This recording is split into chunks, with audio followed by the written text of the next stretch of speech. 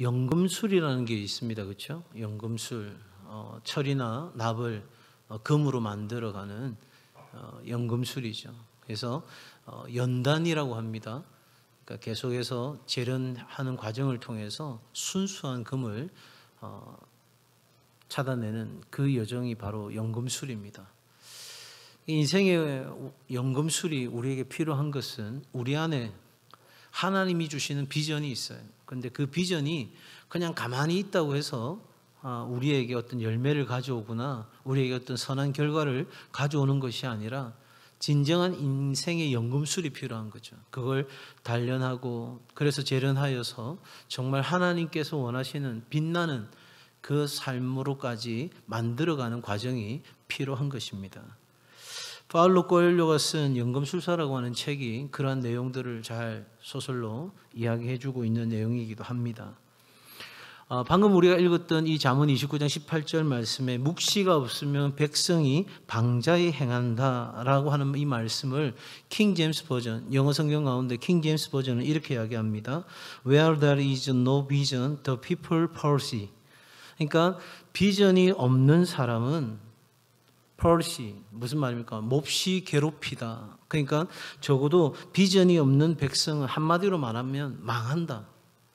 그러니까 자기를 괴롭힐 뿐만 아니라 자기를 괴롭히는 수준을 넘어서 다른 사람들에게 그런 피해를 입힐 수밖에 없는 삶이 된다. 이렇게 번역할 수 있다는 것이죠. 여러분, 달걀을 품지 않으면 병아리가 되지 못하듯이 비전을 품지 않은 사람에게 내일은 없어요. 적어도 하나님은 우리 가운데 모든 인생들 가운데 특별히 하나님의 자녀 가운데 하나님의 비전을 주시는 하나님이십니다. 성경은 뭐라고 말하냐? 하나님은 우리 안에 소원을 두고 행하시는 분이다. 그러니까 나로 하여금 어떤 것을 하고자 하는 그런 열망, 기대, 소망 이런 것들을 우리 안에 일어나게 하시고 그것을 하나님은 우리 가운데 비전으로 주신다. 그리고 그 비전을 우리는 어떻게 품고 가꾸고 만들어가느냐에 따라서 우리 인생은 완전히 달라지는 것이다. 이렇게 먼저 비전에 대해서 우리가 생각하고 오늘 말씀을 좀 대하려고 합니다. 자, 여러분, 비전에 대해서는 여러 성경의 부분들을 우리가 이야기할 수 있는데 한 사람을 소개합니다. 바로 야곱이라고 하는 사람입니다. 야곱은 쌍둥이로 태어났습니다. 그런데 태어난 날부터 형 에서의 발꿈치를 잡고 태어났습니다. 그래서 이 야곱이라는 사람의 이름은 붙잡다, 빼앗다 이런 이름을 갖고 있어요. 이름이 붙잡다, 빼앗다는 거예요. 도대체 그런 이름이 있을까? 성경에 그 이름이 나오는 거죠. 아니나 다를까 이 사람은 그 이름대로 형의 배고픔을 이용해서 팥죽 한 그릇에 형의 장자 명분을 빼앗고 눈먼 아버지를 속여서 장자 에서에게 주어야 될 모든 그 복을 자기가 다 한마디로 말하면 가로챕니다. 이제 모든 것을 빼앗긴 것을 안 에서는 이 야곱 동생을 죽이려고 하고 야곱은 분노한 에서로부터 도망하여서 정든 고향과 가정을 떠나는 신세가 되었습니다. 여러분, 참 이게 아이러니한 거예요. 왜냐하니까 하나님은 하나님의 약속을 이 야곱에게 주셨어요. 그런데 여러분, 하나님이 약속했으니까 그 약속은 누가 이루어갑니까? 자, 확실하게 하자고요. 하나님이 약속하시고 하나님 반드시 약속을 지키시는 분이니까 그 약속을 누가 이루어가요? 하나님이 이루어가는 거예요. 그런데 야곱은 그 약속을 받았어요. 그리고 바로 그 엄마도 그 하나님의 약속이 있다는 걸 알았어요. 그런데도 불구하고 그들은 인간적인 방책을 내는 거예요. 인간적인 전략을 짜는 거죠. 여러분, 하나님께서 일을 그렇게 하시는 분이신가요? 예? 형의 장자의 문물을 가로채고 그래서 눈먼 아버지를 속이고 그런 식으로 어떻게 해서든 과정은 어떻게 될 값에 결과만 좋으면 된다는 식으로 하나님 일하실까요? 야곱은 생각 못한 것이죠. 어떤 것, 하나님이 일하는 방식에 대해서는 전혀 생각하지 않았어요. 그냥 어떻게 해서든 내가 가지고 있는 이 꿈을 이루고 싶어, 내가 가지고 있는 복을 내가 차지하고 싶어, 내가 어떻게 해서든 잘 됐으면 좋겠어, 그렇게 생각하고 그 일을 실행에 옮긴 것이에요. 자, 그런데 그의 삶은 그야말로 정말 불쌍한 인생이 되어서 돌베개를 하고 누워서 광야에 잘 수밖에 없는 처량한 신세가 되었습니다. 그런 그 순간에 하나님께서 이 야곱에게 찾아오십니다. 그러면서 이렇게 이야기하십니다. 너의 자손으로 말미암아 내게 허락한 것을 다 이루기까지 내가 너를 결코 떠나지 않겠다는 것입니다. 사실은 야곱이 하나님으로부터 벌을 받고 혼이 나야 되잖아요. 너 왜 그렇게 했니? 내가 너를 통해서 이루고자 하는 나의 계획과 나의 뜻을 네가 그렇게 무참하게 짓밟을 수 있는 거야? 이렇게 하나님께서 물으시고 또 야단을 치셔도 아무 할 말 없는 야곱에게 하나님은 나타나신 거예요. 그리고 이야기하십니다. 그 비전을 이루시겠다는 거죠. 하나님이 친히 함께 하심으로 그 일을 하시겠다는 거예요. 정든 집을 떠나서 그 광야로 걸어가는 여정 속에 자기는 혼자라고 생각했는데 하나님이 나타나셔서 그를 만나 주신 것입니다. 그리고 그는 고백합니다. 하나님이 그 약속을 지키시면 하나님은 나의 하나님이 될 것입니다. 여러 해가 지난 뒤에 그는 그 하나님 앞에 다시 제단을 쌓으며 하나님은 다른 누구도 하나님이 아닌 나의 하나님이십니다. 그렇게 고백하게 됩니다. 야곱의 인생은 루스, 다시 말해 분리라는 뜻을 가진 그 땅이 하나님의 집 베델로 바뀌는 역사가 일어난 것입니다. 욕심꾸러기, 자기만 잘 살면 되고 자기만 가지면 되고 어떻게 해서든 수단과 방법을 가리지 않고 내가 원하는 것을 쟁취하면 된다라고 생각했던 야곱의 인생이, 그래서 형과 분리되어지고 아버지와 분리되었던 그 인생이 정말 루스 같은 인생이 하나님의 집에 거하는 베델과 같은 인생이 되어졌다 하는 것이죠. 여러분, 이 시점에서 우리가 가장 생각해 봐야 될 중요한 점은 뭐냐면 야곱이 인생의 위기에서 하나님이 주시는 비전을 갖게 되었고 인생의 전환점, 터닝 포인트가 왔다는 거예요. 그러니까 그 전에 이 베델, 루스라는 곳에서 하나님 만나기 전까지는 자기가 꿈꾸는 인생이었어요. 자기가 계획하는 인생이었어요. 내가 이렇게 살면 잘 살 것 같았고 이렇게 살면 잘 될 것 같았는데 그 삶의 결과는 완전히 엉망진창이 된 거예요. 가족이 다 분열되어지고 가족이 깨트려지고 자기는 생명의 위협을 받게 되고 그리고 그 광야에서 아무것도 가지지 못한 야반 도주하듯이 도망치는 신세가 되어서 지금 집도 어디도 갈 수 없는 그런 형편이 되어져 있는 인생의 위기, 그 위기 속에 하나님이 나타나셔서 그의 인생의 비전이 바뀌는 거예요.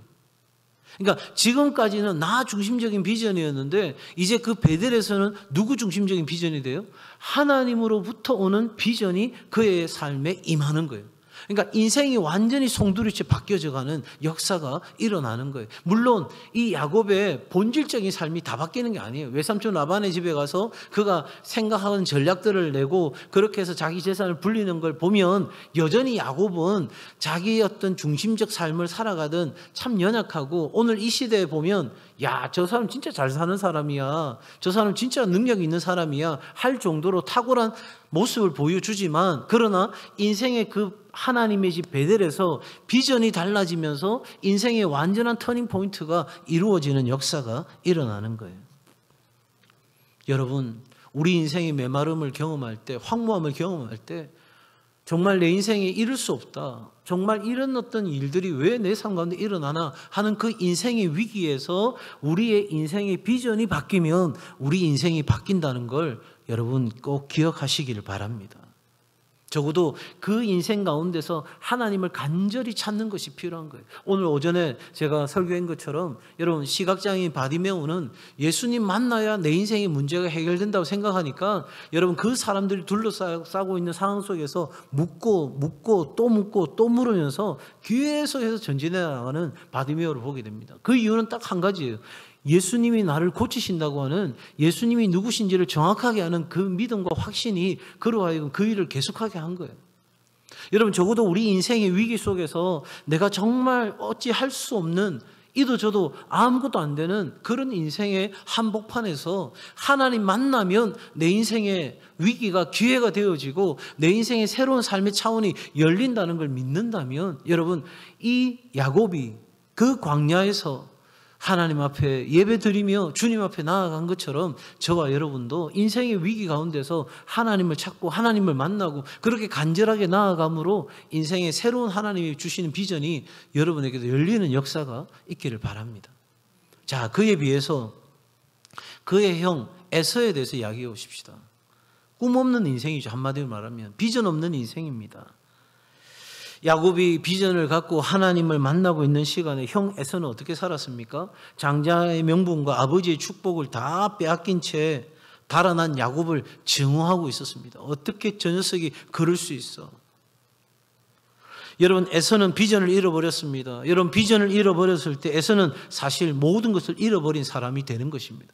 더 이상 가야 될 길이 보이지 않는 거예요. 내가 아침에 일어나서 어디를 향해서 첫 발을 내딛어야 될지 아무것도 보이지 않는 겁니다. 오늘 우리가 읽었던 이 본문의 말씀처럼 프레시, 다시 말해서 몹시 괴롭히는, 자기를 괴롭히고 아버지 엄마와 형 동생을 괴롭히는 그런 상태가 되어져 버린 거죠. 에서는 이 동생에게 모든 축복을 빼앗긴 후에 아버지에게 찾아가서 부탁합니다. 아버지, 남은 축복이라도 좋으니 나에게도 복을 주십시오. 그때 아버지가 뭐라고 말합니까? 내가 너에게 줄 복은 더 이상 없다는 거죠. 그러니까 야곱에게 할 수 있는 모든 복을 다 빌어준 것입니다. 그러면서 이렇게 이야기합니다. 에서야, 내가 살 곳은 땅이 기름지지 않고 하늘에서 이슬도 내리지 않는 곳이다. 너는 칼을 의지하고 살 것이며 너의 아우를 섬길 것이다. 그러나 에서 힘을 기르면 너는 그가 내 목에 씌운 멍에를 부술 것이다. 여러분, 무슨 이런 축복이 다 있어요? 인생의 비전을 잃어버린 사람에게는 이러한 고통밖에는 기다리는 것이 없다는 것을 반증하는 거죠. 성경 연구학자들은 이렇게 이야기합니다. 성경 가운데서 가장 최고의 후회, 정말 최고의 통곡은 바로 이 에서의 통곡이라는 거예요. 내가 왜 그랬을까? 내가 왜 하나님의 그 약속과 하나님의 그러한 은혜를 사모하지 아니하고 그냥 내 육신에 좋은 대로, 나를 만족하게 하는 대로, 내 기쁜 대로 그렇게만 사는 것인가? 도대체 지금 나는 어디에 있는 것인가? 내가 뭘 하고자 하는 것인가? 삶의 방향을, 길을 다 잃어버린 거지요. 무엇이든지 할 수 있을 만 같을 때 비전을 갖는 것은 그렇게 어렵지 않습니다. 그렇지 않아요? 내 생각대로 열심히 하니까 뭐가 됩니다. 내가 열심히 뭔가 하니까 뭔가 이루어지는 것 같습니다. 그럴 때 우리가 비전을 가집시다. 아, 그럼요. 제가 지금 이만큼 된 거 보니까 그 큰 비전도 이루어질 수 있을 것 같습니다. 그런데 여러분, 진짜 비전을 가져야 될 때는 인생의 크나큰 위기 가운데서 비전을 가져야 되는 거예요. 그래야 인생이 바뀐다는 거죠. 독일의 유명한 신학자 위르겐 몰트만이라는 신학자가 있습니다. 그 사람의 신학을 한마디로 가리켜서 희망의 신학이다 이렇게 불리어지는데 2차 세계대전 때 일어난 일입니다. 이 몰트만은 병사로 징집되어서 전쟁터에 나가고 영국군의 포로가 되어서 포로 수용소에서 정말 가진 고통을 다 당하게 됩니다. 또한 자신이 태어난 함부르크가 폭격으로 폐허가 되고 그곳에 살던 가족들이 다 전쟁통에 죽었다는 소식을 듣게 됩니다. 몰트만은 낙심하여 절망에 빠지고 이제 자살까지 하겠다고 생각하는 그 상황에서, 어떤 절망적인 그 상황 속에서 한 목사님으로부터 받은 성경 속에서 그는 처절한 모습으로 십자가에 못 박혀 죽으신 예수 그리스도를 만나게 됩니다. 이 몰트만 박사는 예수님을 통해서 절망의 동질감을 느끼게 되는 거죠. 그러니까 예수님께서 내가 당하신 그 고난보다 더 큰 아픔과 고통을 다 겪으셨다는 것을 발견하게 됩니다. 가장 어둡고 캄캄한 절망에서 부활의 승리로 일어나는 예수님을 보면서 그는 그 순간 나에게도 희망이 있음을 알게 된 것입니다. 정말 죽어라 죽어라 죽어라 나를 그렇게 내몰고 있는 세상 가운데서 내가 십자가에 달리신 예수 그리스도를 보면서 나의 아픔과 나의 고통에 대해서 몸소 경험하신 예수 그리스도를 만나면서 그 안에서 새로운 어떤 소망이 내 안에 생기기 시작하는데, 예수 그리스도의 부활에서 정점을 이룬 거예요. 야, 부활하신 예수님을 통해서 나는 내 인생이 어떤 인생이 되어야 되는지를 비로소 깨닫게 된 것입니다. 여러분, 가장 인생의 깊은 어둠의 위기 속에서 몰트만은 평생을 좌우할 방향을 결정하는 시기가 되었습니다. 인생의 위기는 포기하고 절망할 때가 아니고 오히려 새로운 비전을 가져야 할 때라는 것을 그는 깨닫게 된 것입니다. 여러분, 한번 따라해 주시겠습니까? 비전을 바꾸면 인생이 바뀝니다. 그러니까 멋진 비전은 나의 인생을 멋지게 만들어주는 거예요. 여러분, 그렇기 때문에 신앙이라는 것은 비전, 그리고 바로 희망을 우리에게 가져다 주는 시작이 되는 거예요. 적어도 우리 인생이 한 번뿐인데 적당한 삶을 산다는 거, 저는 거기에 동의할 수가 없습니다. 무엇보다 내 안에 최고이신 예수 그리스도가 살아 역사하는데 내가 적당한 수준의 삶을, 적당한 비전을 갖고 산다? 여러분, 그건 우리에게 걸맞는 삶이 아닌 거예요. 평범한 우리 인생을 비범한 인생으로 바꾸고 가시는 하나님의 은혜와 능력이 우리 가운데 주어졌음을 믿어 의심치 않는 우리 청년들, 성도들 되시기를 주의 이름으로 축복합니다. 한 인간의 위대함의 크기는 그 비전의 크기로 잴 수 있습니다. 여러분, 비전이 작은 사람은 작은 사람입니다. 비전이 큰 사람은 큰 사람이에요. 아유, 목사님, 비전이 없어도 다 살아가고 그렇게 인생 살지 않습니까? 맞습니다. 그런데 사람이 생각하고 살지 않으면 사는 대로 생각할 수밖에 없어요. 그러니까 내가 생각한 삶이 있어야 그 삶을 닮아가는 거지, 내가 그거 생각하지 않냐고 살아가면 오늘 살아가는 대로 나를 생각하는 거예요. 그러면 내가 경험한 삶이 요만큼밖에 안 되면 내 인생에 대한 기대도 요만큼밖에 안 되지, 그것보다 더 큰 것을 기대할 수가 없다는 거예요.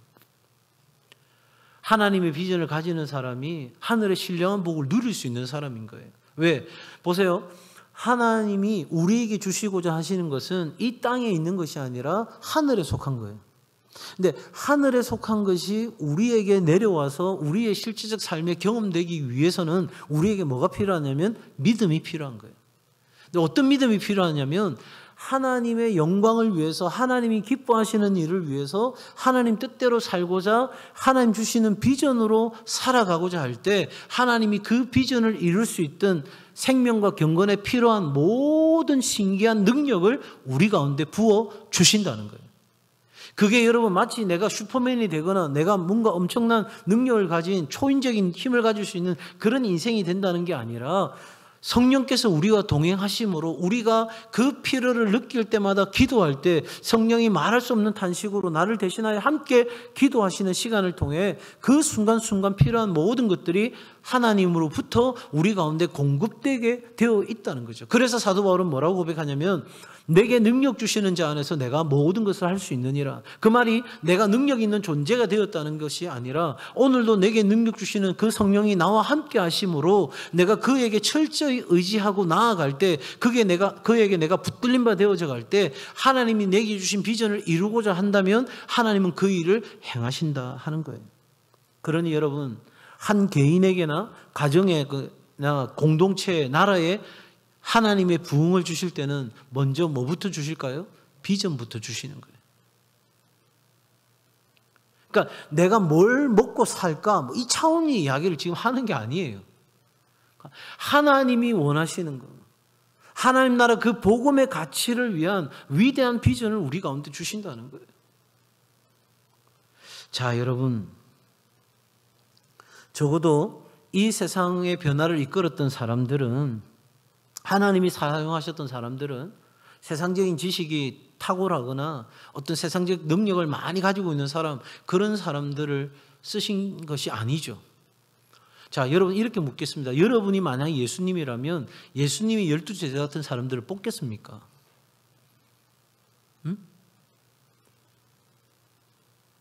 여러분, 지식적으로 보나 신분으로 보나 능력으로 보나, 여러분 생각해 보세요. 여러분이 어떤 일을 계획하고 그 일을 이루도록 일이 되게 하려고 하면 여러분을 도울 수 있는 사람을 뽑잖아요. 제가 지금 사실은 우리 교회 이제 한 해를 마무리하면서 제일 제 마음에 큰 기도가 뭐냐면 우리 청년들을 이끌어갈 리더들을 어떻게 세울까? 왜냐하면 그 리더들이 제대로 세워져야 청년 전체가 놀라운 변화 가운데 나아가게 될 텐데 어떻게 세워야 될까? 여러분, 적어도 우리가 어떤 인간적으로 생각해 보면 더 세상적으로 나은 사람을 뽑겠죠. 그런데 예수님은 전혀 그런 사람이 아닌, 세상으로 보면 루저 같은 인생들을 다 뽑았어요. 여러분, 하나님이 쓰시는 사람은 누구냐면 하나님이 주시는 비전을 가질 수 있는 사람을 쓰시는 거예요. 지 똑똑한 사람 말고, 지 잘났다는 사람 말고, 지 생각으로 꽉 차 있는 사람 말고, 나는 부족합니다. 나는 할 수 없습니다. 그러나 하나님이 내게 주신 비전, 그것을 위하여 내가 기꺼이 살고자 합니다. 라고 결단하고 나아가는 사람을 하나님이 들어서 사용하신다는 거예요. 그러니 여러분, 교회는 비전을 파는 곳이 되어야 돼요. 이 교회 강단은 여러분에게 하나님의 비전을 나누어주는 곳이 되어야 되는 거예요. 제가 말씀 전하는 데서 가장 중요하게 제가 생각하는 건 뭐냐면 여러분이 영적 도전, 챌린지를 받는 거예요. 그냥 와서 제가 얼마 전에 드라마를 보는데 그 대사가 제 마음에 상당히 제 목표에 대해서 여러 가지를 생각하게 되는 기회가 되었어요. 뭐 1,000원짜리 변호사인가 하는 그 드라마인데요. 그 드라마에 그 동네 아주머니들이 변호사 사무실을 찾아온 거예요. 그때 그 주인공이 그 보조하는 변호사에게 이 이야기를 하는 거예요. 저분들이 우리를 찾아온 것은 법에 대해서 알고자 함이 아니고 도와달라고 온 것이다. 여러분, 제가 여러분에게 헬라어는 어떻고 히브리어는 어떻고 그래서 이 성경이 뭐가 어떻게 되는지를 설명하는 것도 중요하지만 진짜 중요한 것은 오늘 이 시대에 어떻게 살아가야 될지, 그래서 여러분 안에 하나님의 말씀을 들으면서 영적 챌린지, 도전이 있는, 그래서 내가 오늘 이렇게 살아서는 안 되지, 그리고 내가 더 나은 삶으로 나아가야 되지, 그러한 일들이 일어나기를 저는 사실은 제일 많이 기대하고 기도하고 있어요.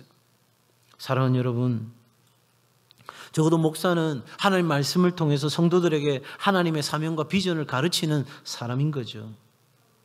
적어도 말씀을 듣는 여러분들은 이 말씀을 들을 때 하나님의 비전을 이해하고 나에게 주시는 하나님의 비전을 찾는 일들이 일어나야 되는 거예요. 실패하여 주님 앞에 왔다가도 여러분 야곱처럼 그렇게 내 생각대로 살아가다가 실패했더라도 주님 앞에 나아오면 새로운 하나님 주신 비전을 발견하게 될 때 우리 인생은 완전히 뒤바뀌는 역사가 일어나는 거죠. 병든 사람은 건강한 비전을 가져야 되고요. 쓰러진 사람은 다시 일어나는 비전을 가져야 됩니다. 한나는 슬픔을 안고 성전에서 기도하다가 태의 문이 열려 사무엘이라고 하는 위대한 선지자를 낳습니다. 히스기야는 죽음 선고를 받고 하나님 성전에 엎드려 기도하다가 생명의 연장을 받습니다. 이사야는 절망 중에 비전을 찾았을 때 역사를 이끌어가는 사명을 받는 비전을 갖게 되었습니다. 우리가 아는 것처럼 이 역사는 비전을 가진 사람들의 몫이었고 우리의 미래도 비전을 가진 사람들에게 맡겨질 것입니다. 한 번 더 따라할까요? 비전이 바뀌면 인생이 바뀝니다. 1940년대에 에드먼드 힐러리라는 사람이 있었습니다. 뉴질랜드 청년인데 세계에서 가장 높은 산인 에베레스트 산 정복에 나섰다가 실패했습니다. 성공한 게 아니라. 그가 내려오는 길에 그 유명한 말을 남깁니다. 이렇게 이야기합니다. 산아, 너는 잘하지 못한다. 그러나 나는 자라날 것이다. 나의 기술도 나의 힘도 나의 경험도 나의 장비도 자라날 것이다. 나는 반드시 다시 돌아온다. 그리고 기어이 내 정상에 설 것이다. 그리고 10년 후 1953년 5월 29일 그는 다른 산악인 2명과 함께 역사상 처음으로 에베레스트 산 정상을 정복했습니다. 여러분, 실패는 우리 인생 가운데 찾아오는 보편적 경험입니다. 누구나 실패합니다. 그러므로 여러분, 실패는 두려움의 대상이 아닙니다. 오히려 여러분의 젊은 시절에는 더 많이 실패하도록 노력해야 합니다. 더 많이 실패하고 또 다시 실패하는 그 과정들을 통해서 여러분에게 진정한 승리를 향한, 미래를 향한 그 주춧돌이, 그 실패를 통해서 놓여지게 되는 것이죠. 사랑하는 여러분, 앞을 볼 수도 없었습니다. 귀도 들리지 않습니다. 말도 할 수 없습니다. 바로 우리가 잘 아는 헬렌 켈러입니다. 기자로부터 질문을 받습니다. 날 때부터 장님으로 태어나는 것보다 더 불행한 것이 무엇냐? 이런 질문을 받습니다.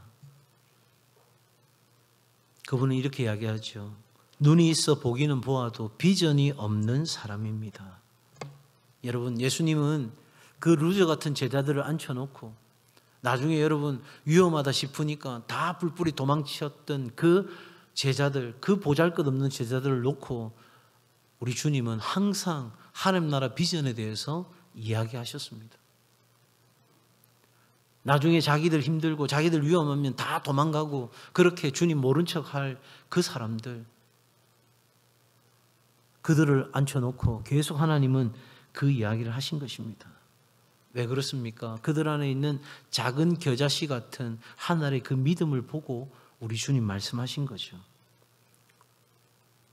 적은 누룩 한 숟가락으로도 밀가루 한 통을 부풀리게 할 수 있는 믿음의 위력, 하늘의 밀이 땅에 떨어져 죽음으로 많은 열매를 맺을 수 있는 바로 그 놀라운 하나님 나라 비전을 그 제자들로 하여금 품게 하신 것입니다.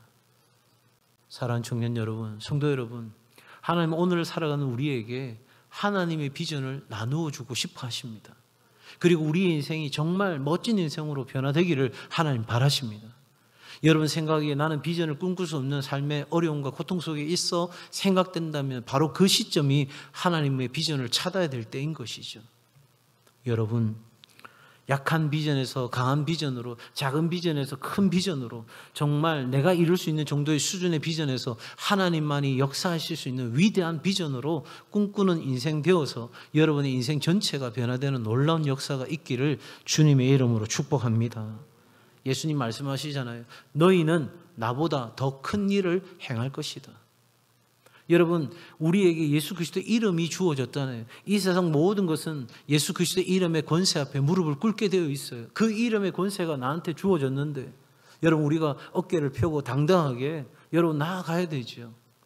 내가 그 예수 이름에 대한 믿음이 없어서 예수 이름이 세상 앞에서 정말 하찮은 이름으로 불려진다면 그것만큼 비참한 일이 있겠습니까?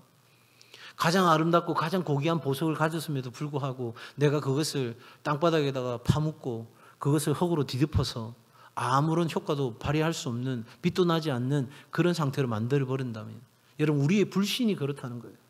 우리가 예수 그리스도의 이름을 믿지 못함으로 우리는 그렇게 예수의 이름이 아무것도 역사할 수 없도록 만들어버리고 오늘 내 수준에 맞는 일들을 꿈꾸는 인생을 산다면 우리 인생은 아무것도 바뀔 게 없어요. 적어도 하나님이 주시는 비전을 향해 나아감으로 여러분의 인생이 변화되는 놀라운 역사가 있기를 주님의 이름으로 축복합니다. 여러분에게 그 비전 가운데 가져야 될 한 가지만 소개하고 말씀을 마무리합니다. 여러분, 파라볼라노이라고 하는 말 들어보셨어요? 한번 따라해 주시겠어요? 파라볼라노이. 4세기 이전에 기독교회는 탄압받는 집단이었습니다. 공개적으로 모일 수도 없고 전도도 안 되고 또 예수의 그 복음을, 말씀을 증거하는 것은 불가능했습니다. 온전한 삶을 살고자 하는 그리스도인들만이 은밀하게 모여서 예배와 교제를 나눌 뿐이었습니다. 공개되지 않은 곳에 모였고 공개적으로 전도하는 일은 할 수도 없는 상황이었습니다. 예수님께서는 땅끝까지 이르러 복음을 전하라 했지만 여러분, 선교에 대한 저명한 연구가인 로버트 브룩스에 의하면 초대교회 선교 명령에 대한 반응이 없었다고 이야기합니다. 할 수가 없는 거예요. 하면 죽는 거니까.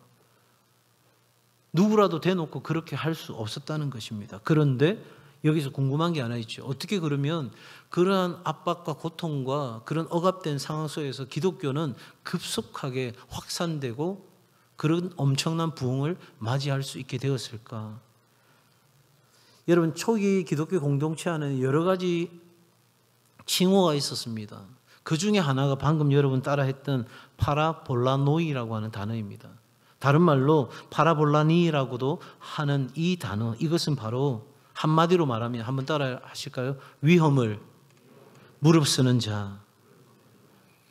251년 그 시대에 엄청난 전염병이, 지금 코로나 팬데믹처럼 전염병이 유행했습니다. 그때 데시우스의 박해로 수많은 그리스도인들이 이교도들에 의해서 희생을 당하던 시기였습니다.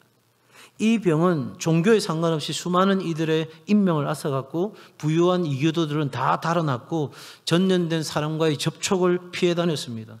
그러니까 도시에는 죽은 시체들이 가득가득 쌓여지기 시작했습니다. 바로 그때 그리스도인들은 자신의 위험을 감수하면서 동료 그리스도인만이 아니라 이교들에게까지 지극한 사랑을 베풀었습니다. 여러분, 파라볼라노이라고 하는 이 말은 전염병에도 불구하고 그 전염병 걸린 사람들에게 가까이 나아가던 그런 남자 간호사, 그런 사람들을 가리키는 말이기도 했습니다. 여러분, 죽음을 두려워하지 아니하고 자신의 생명을 온전히 내어 던지는 그 하나님의 놀라운 복음의 나라 가치를 가졌던 파라볼라노이, 이 사람들 때문에 사람들에게 예수 그리스도의 사랑은 확산되어져 가기 시작했습니다. 여러분 놀랍지 않아요? 예수님에 대해서 말도 할 수 없는 그 시대, 예수 그리스도를 위해, 예수 그리스도의 사랑을 위해 자신의 생명을 걸었던, 위협을 무릅쓰지 아니하고 그 하나님 나라 비전으로 나아갔던 파라볼라노이, 바로 이 사람들을 통해서 하나님 나라 복음은 확장되었습니다. 저는 우리 청년 예배팀에 이름이 없어요. 어제 이 설교를 준비하면서 파라볼라노이 워십팀으로 우리 이름을 했으면 좋겠다, 그런 생각을 갖습니다.